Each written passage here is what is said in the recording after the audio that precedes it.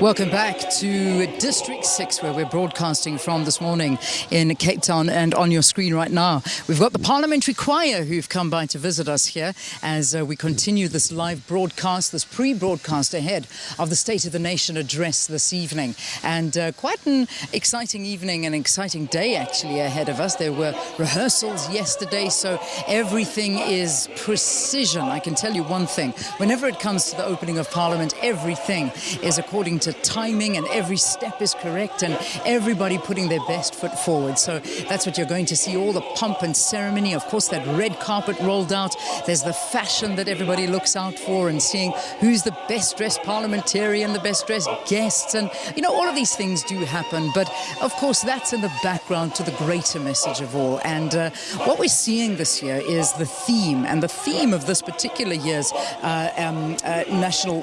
the opening of Parliament, they're giving it here, is really radical economic transformation now. That is what they want. Holding a People's Assembly, and that's what the ANC are going to be doing. They really want this one to focus on the economy in South Africa, turning things around, creating jobs. And they're not alone. You at home are tweeting us as well, and these are the concerns that you're raising with us as well.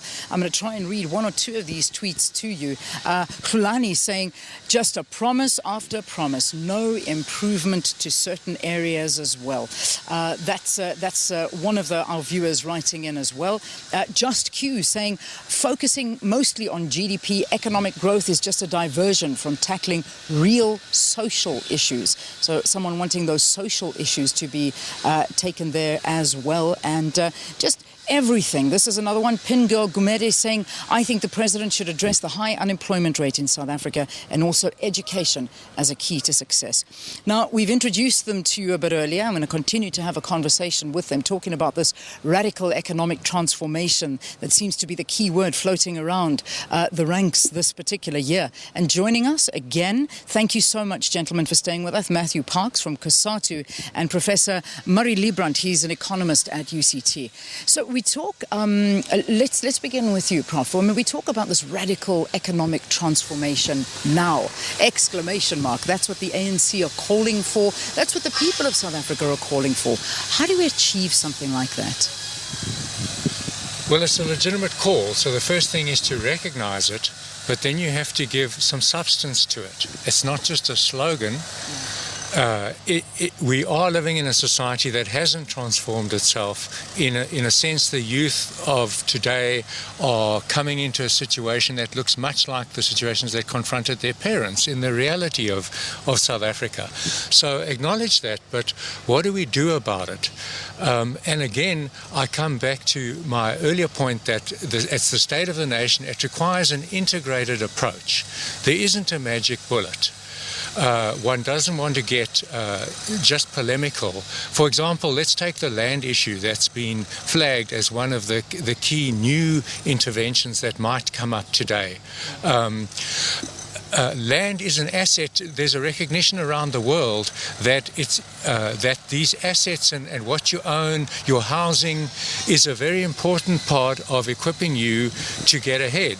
To transform as a society, we've got to change the circumstances of our people, their education, but also their housing and also their land. But redistributing land without a package that changes the livelihood possibilities of owning the land, the support to farmers who get the land, a sense of how the local economy actually works, because land and agriculture always works in the context of a local economy and a local labor market. So to talk about redistributing land as if that's going to have a transformative effect on our society, well, maybe, but it depends on the package of support. So the infrastructure, which is certainly one of government's jobs in any conceptualization of socioeconomic transformation, infrastructure has to work.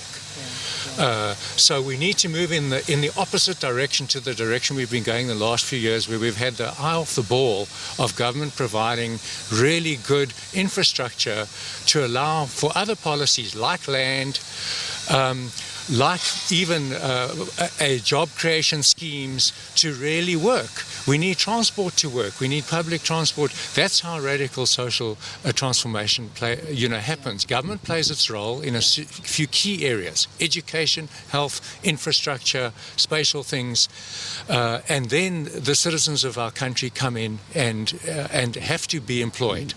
Indeed, and I mean that's the ideal picture, that's the ideal world. And then, I mean, you're dealing with the workforce, on COSATU's perspective, and I still come back to also the issue of skills, because you need those skills in order to get the job creation, to get South Africa going. I mean, we were looking around us, and one of the things I'm noticing here on the skyline of the city of Cape Town, I mean, you just see construction happening everywhere. It's growing. There are so many opportunities, and yet so many people are still facing joblessness every single day. They have nowhere to go, and it's hard to understand when you see such growing cities around us. Where do you think the problems lie? Is it just not enough to feed the population? Sure. Look, you're right. We have a good fundamentals in South Africa. We've got a good economic base. We've got potential. But from us, I think really there's been a lack of coherence in government. There hasn't been a sense that this is a national crisis, a national emergency. So we welcome the President's focus of radical economic transformation. We hope it leads to a coherent policy which targets so many jobs, 100,000 jobs per month for the economy, how many targets per industry. We'd hope to see what support government's going to give for industrialization. There are successes we can build upon, like renewable energy, the clothing sector, the car manufacturing sector. But we also need to see government moving away from self-inflicted wounds, like the potential sugar tax, which might cost thousands of jobs. And we want to see government plan much better in future to prevent job losses, like in the mining sector and the chicken sector. Yeah. All right. Let's leave it there again. Thank you so much for talking to us, talking the economy, radical economic transformation, what it means for the workforce, what it means for you and I.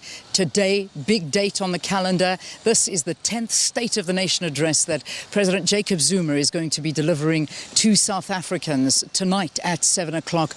Be sure to tune in, and we'll cover everything for you here. All right, let's take a break. We'll have the news at 8 directly after this. Stay tuned.